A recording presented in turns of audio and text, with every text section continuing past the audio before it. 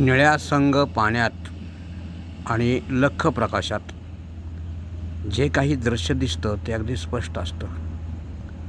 मात्र या प्रकाशात किंवा या पाण्यात थोडी जरी कमी असेल तरीसुद्धा तेथील दृश्य जे आहे ते स्पष्ट न दिसणारं असतं. तसाच प्रकार आहे श्रद्धा आणि अंधश्रद्धेचा. अंधश्रद्धा ही गढूळ विचारांची परिमाला आहे.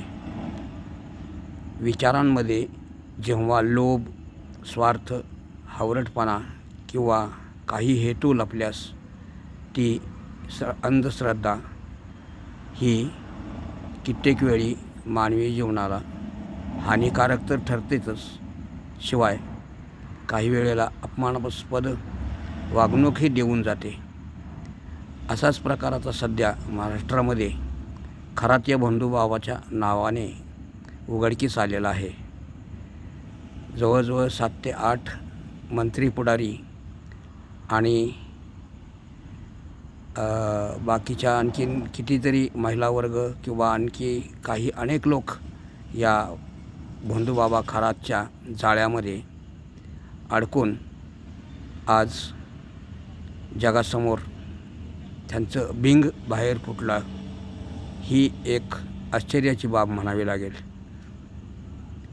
आज राजकारणामध्ये निष्णात असणाऱ्या व्यक्तीही अशा जर अंधश्रद्धेला बळी पडत असतील तर त्यांच्या ज्ञानाला कवडी किंमत अजिबात राहत नाही. कवडी मोलाचीही किंमत त्यांच्या ज्ञानाला कधीही भेटू शकत नाही. असाच हा प्रकार म्हणावा लागेल.